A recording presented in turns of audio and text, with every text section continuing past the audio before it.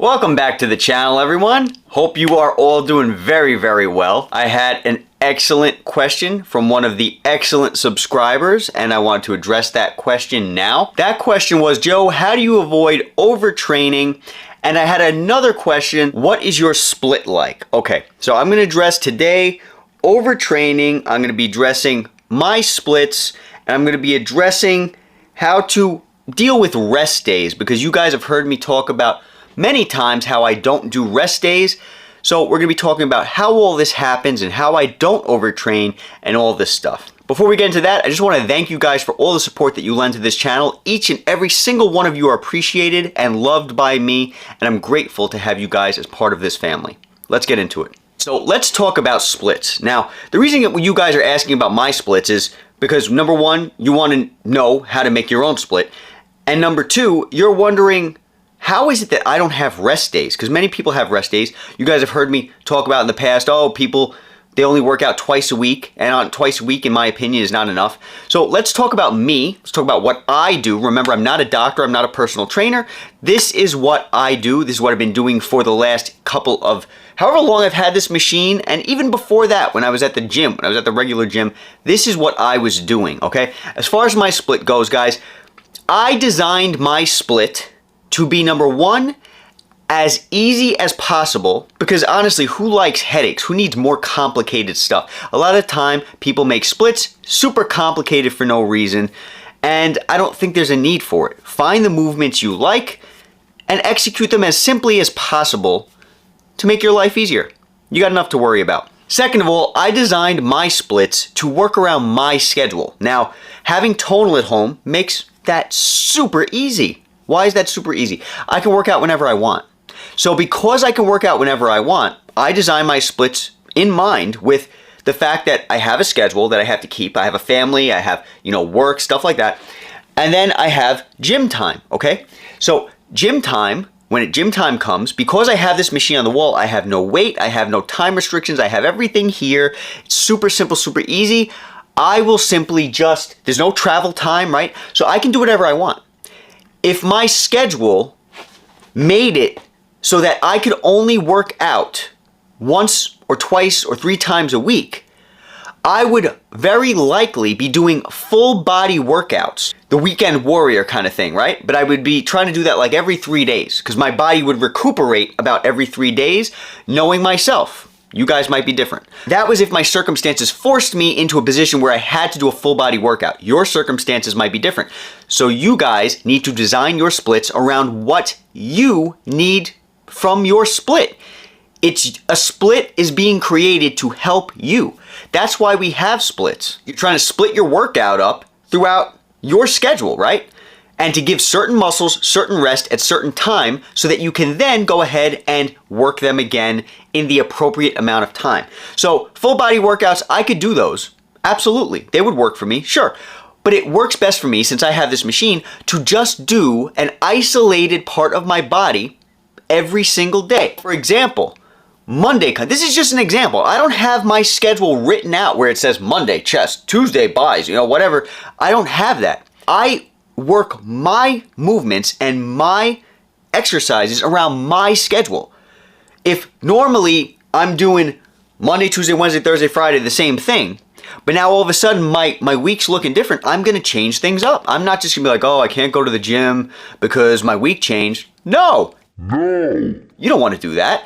You change according to the way the wind blows, because you don't want to lose gains. You don't want to lose progress, right? You want to maintain as much as possible.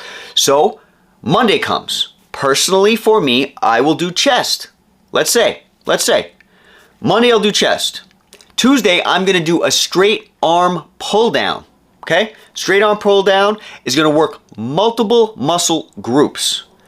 Straight arm pull down is going to work triceps, it's going to work rear delt, it's going to work just a bit of chest, barely any. It's going to work your lats, it's going to work various parts of your back, right? Then the next day, I'm doing biceps, okay?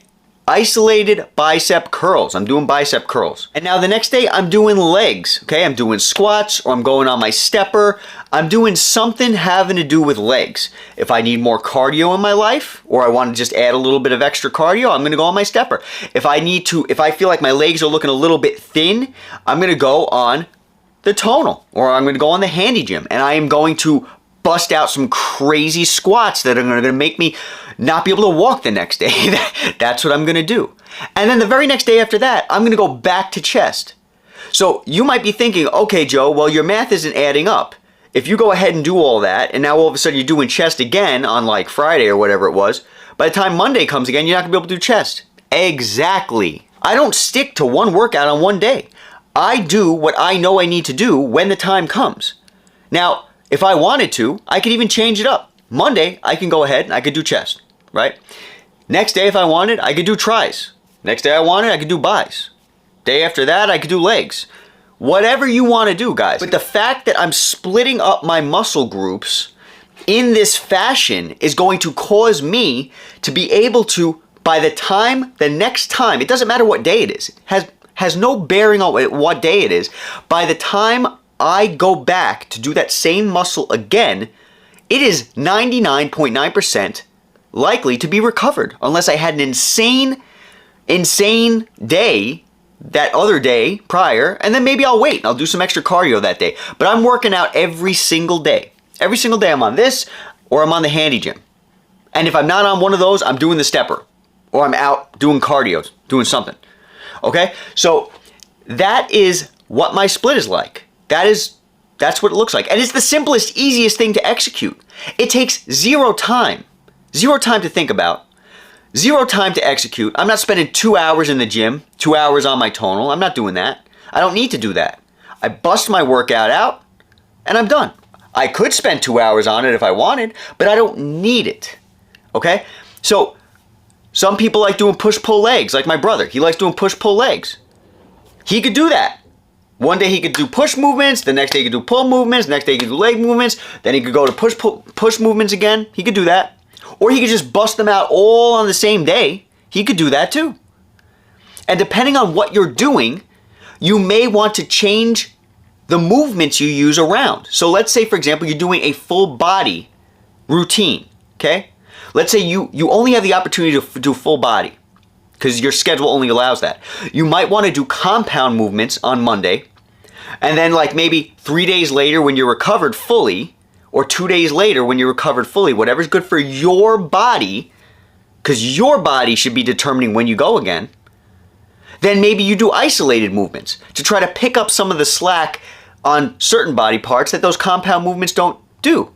It's not rocket science, doesn't have to be. Make it as simple and as easy for you as possible. If you look at the history of programs and splits and all this crazy stuff that's all over the internet that so many people are going to give you, they're going to be like, this is the split for you. It can't be the split for you because you didn't design it. You need to design what makes sense for you and your body.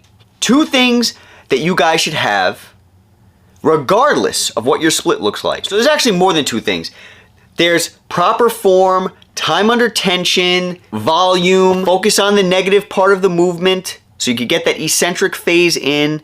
These are the things that you want to focus on regardless of the split, okay? So based on your goals, those things are going to change, but essentially you want to make sure you have those little details dialed in so that when you go into the gym, you're not just spinning your wheels. Because believe me when I tell you, there's many people that go to the gym and they look the same way that they looked like the first day they walked into the gym, the last day they walked out of the gym, and they look the same. And it's not because of their genetics all the time. Sometimes it might be, but a lot of time it's just because they don't know what they're doing. So you need to make sure you have these things dialed in, all right? I hope this video helped. Look forward to talking to you guys soon. Be safe. I'll catch you guys. Wait a minute. Rest days. When it comes to rest days and overtraining, as I spoke about, I don't take rest days, okay? I don't need the rest days because I am perfectly done recuperating by the time I come back to that body part. So I don't need the rest days. Now, if I do find, for some reason, that I need to deload, which is less volume or less weight. You guys know what deloading is. If not, I've done a video on it. You guys can find that, or you can find a million videos out there on deloading.